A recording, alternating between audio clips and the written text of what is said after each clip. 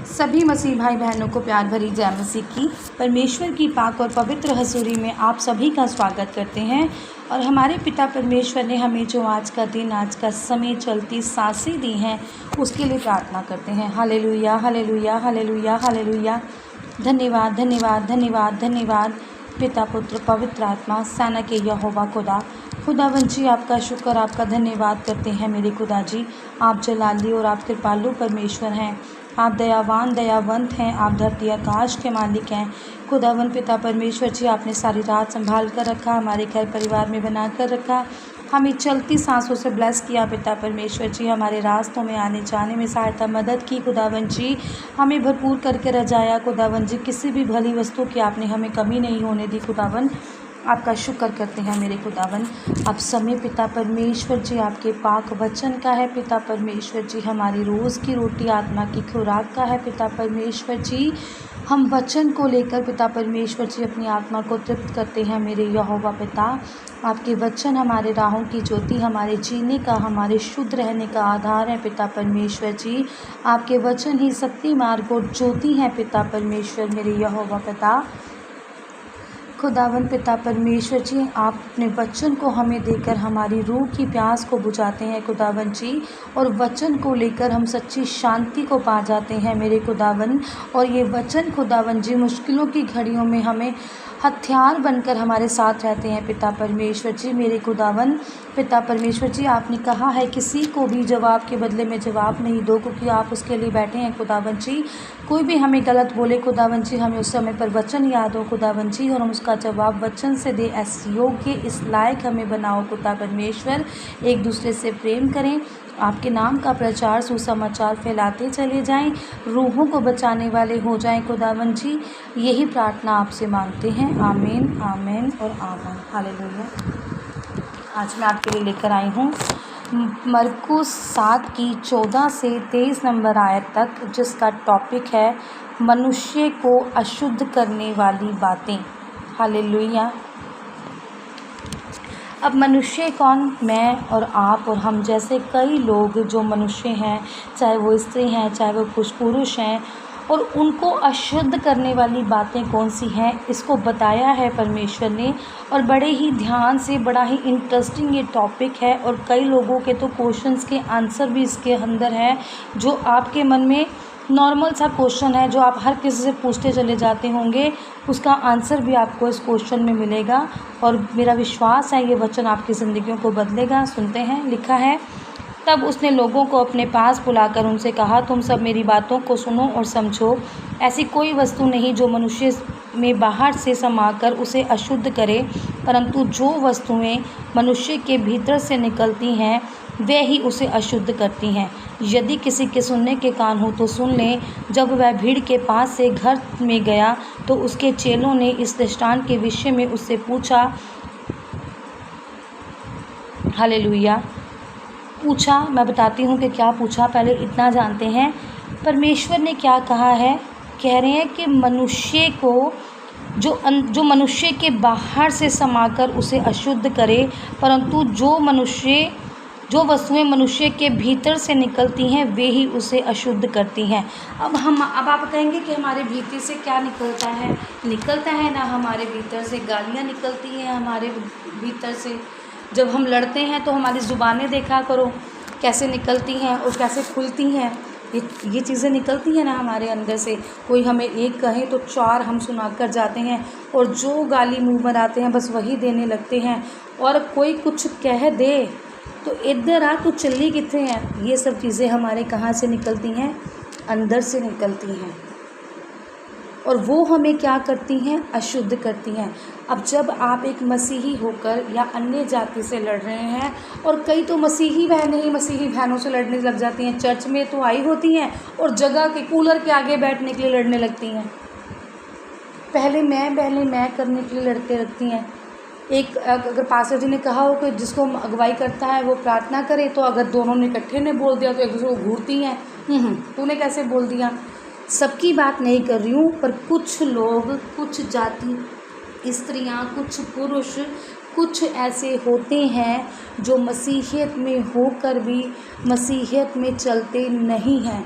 मसीहत क्या है? मसीहत प्रेम करना है। परमेश्वर हमें क्या सिखा रहे हैं? परमेश्वर हमें प्यार करना सिखाते हैं। क्या मांगते हैं परमेश्वर हमसे? कौन सी गलत वस्तु ऐसी परमेश्वर मांग लेते हैं जो हम परमेश्वर की आज्ञाकारी में दे नहीं सकते? ऐसा कौन सा परमेश्वर हमसे सोना चांदी मांग रहे हैं कि जो हम अमीर होके या गरीब होके परमेश्वर को भेंट में नहीं दे सकते? क्या मांग रहे हैं परमेश्वर? कितनी छोट, कुछ भी नहीं। क्या है वो कह रहे हैं? क्या सिखा रहे हैं हमें कि प्रेम करो? कौन सिखा रही है? बाइबल सिखा रही है। कोई इंसान को क्या सिखाएगा? बाइबल हमें बता रही है कि प्रेम करो। अपने भाई को 7 बार नहीं बल्कि 7,000 तक उसको माफ़ करो, क्योंकि जब तुम माफ़ करना सीख जाओगे तो लड़ाई तो होगी ही नहीं। परमेश्वर कह रहे दुश्मनों के लिए भी प्रार्थनाएं करो, तो दुश्मनी रहेगी ही नहीं। क्या सिखा रहा है परमेश्वर? सब कहते हैं ये मसीही बना रहे हैं, पैसे देकर बना रहे हैं। परमेश्वर तो हमें ऐसी बातें सिखा रहे हैं, इनको निकालने के लिए कह रहे हैं कि जो हमारे अंदर मन को क्या करती हैं? अशुद्ध करती हैं। और अशुद्ध क्या करता है? हमारा गलत व्यवहार हमें क्या करता है? अशुद्ध करता है। क्योंकि जब हमें कोई सामने वाला देखता है और हमारे मुंह से वही गाली गलौज, वही गलत बातें, गलत बोलना, गलत चलना, गलत फिरना जब दिखाता है, वो हमें क्या करता है? ऊपर से लेकर नीचे तक अशुद्ध ही करता है। ये सब बातें क्या है? अशुद्ध करने वाली हैं। आपके फिज़िकल जो मूवमेंट्स होते हैं, चलना फिरना, उठना बैठना, खाना, एक लहजा होता है हर एक चीज़ का, और आपको देखकर इंसान बदलता और सुधरता भी है और सीखता भी है। अगर आपको एग्ज़ाम्पल दूँ ना, तो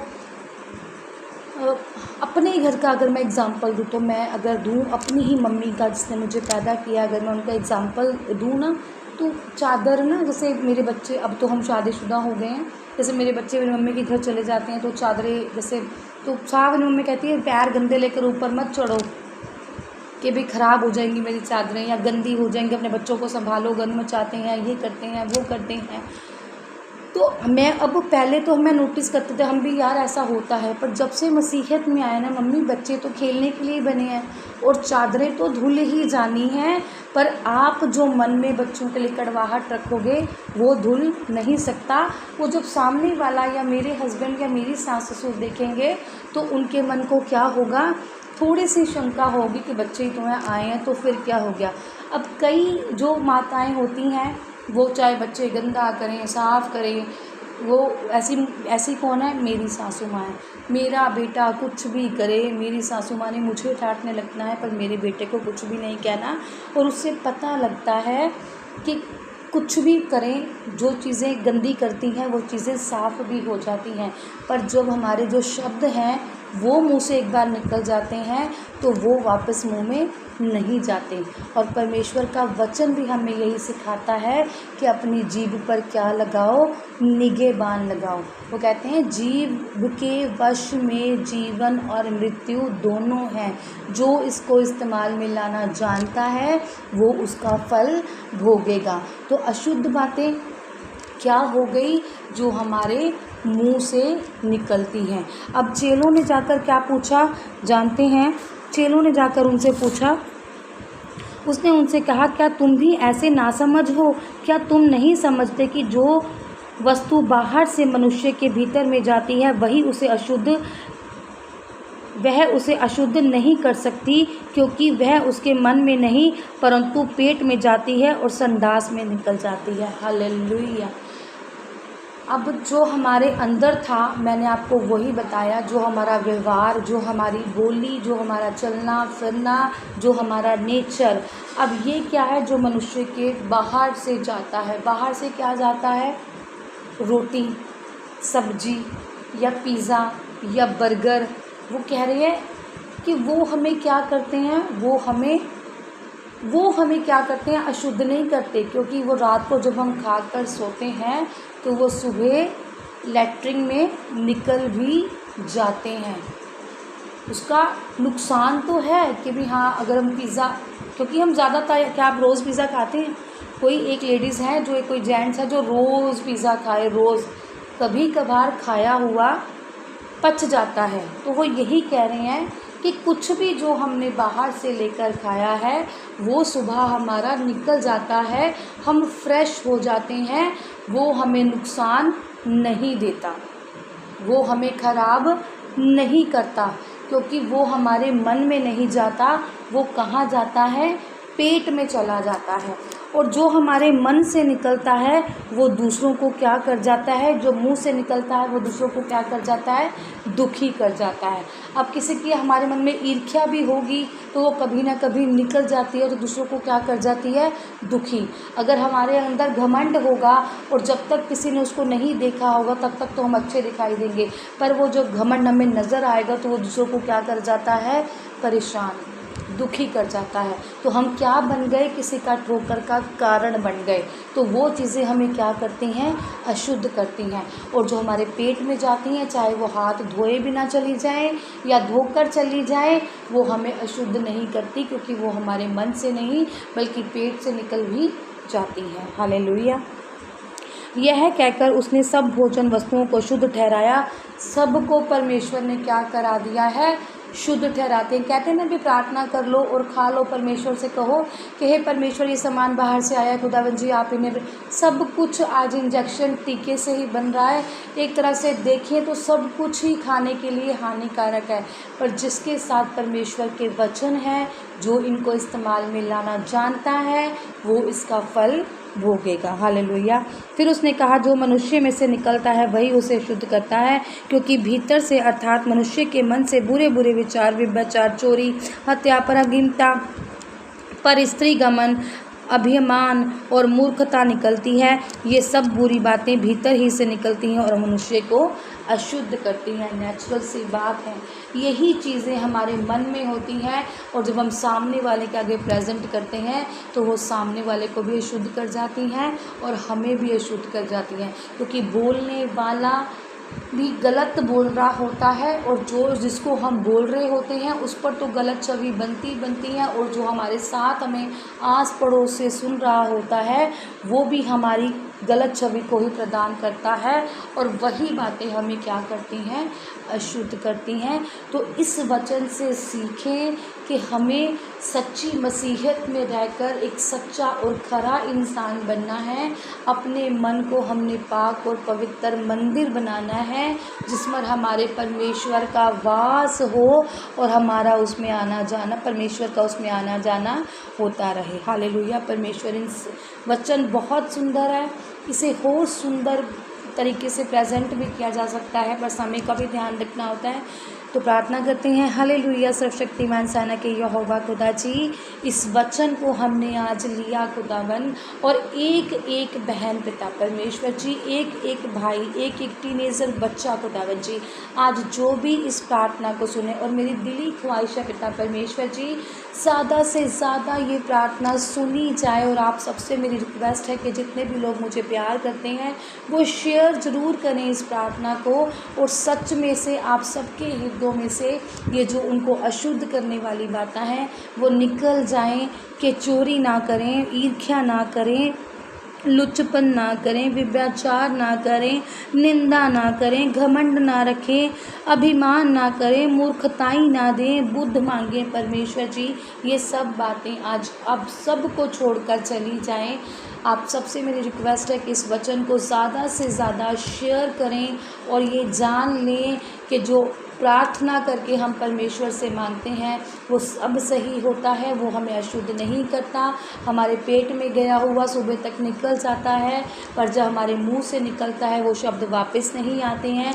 खुदावन पिता परमेश्वर से प्रार्थना करते हैं, मेरे सिंह खुदा, जितने भी जन आपकी हजूरी में माथा टेक रहे हैं खुदावन जी, अपने घुटनों पे आकर सिर को झुकाकर खुदावन जी इस प्रार्थना को रिसीव कर रहे हैं मेरे खुदावन। आज वो सब कई बहनें ऐसी हैं खुदावन जी जो छुटकारा पाना चाहती हैं पिता परमेश्वर जी अपनी गलतियों से खुदावन, आज वो सब छुटकारे पा जाएं, अपनी कमियों से छुटकारे पा जाएं खुदावन जी। कई बहनों के फ़ोन आते हैं कि वो आज्ञाकारी में होकर चलना चाहती हैं, इस वचन को लेकर आज वो आज्ञाकारी हो जाएं पिता परमेश्वर जी। और जिन जिन की बहनों में या जिन जिन भाइयों में या जिन जिन बच्चों में खुदावन जी कोई भी ऐसी दुष्ट आत्मा काम करती है मेरे खुदावन जी, जो आपके प्रभु के रास्तों में आगे बढ़ने पढ़ने से उन्हें रोकती या सच्चा मसीही बनाने से उन्हें रोकती हैं, वो सब रुकावटें आज यीशु मसीह के नाम में रद्द हो जाएं पिता परमेश्वर। आपके लहू में इन सब को कवर करते हैं पिता परमेश्वर जी, और सब आज नई ज़िंदगी को पा जाएं पिता परमेश्वर। प्रार्थना यीशु मसीह के सामर्थी नाम में मांगते हैं, आमीन, आमीन और आमीन।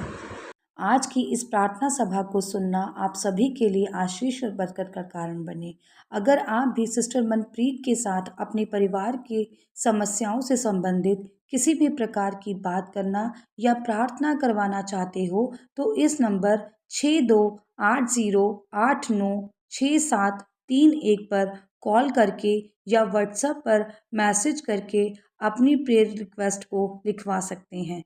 प्रेयर लाइन पर कॉल करने का समय सुबह 8 बजे से शाम 8 बजे तक का है। कृपया करके सुबह 8 बजे से पहले और शाम 8 बजे के बाद कॉल ना करें। धन्यवाद। सभी को प्यार भरी जय मसीह की।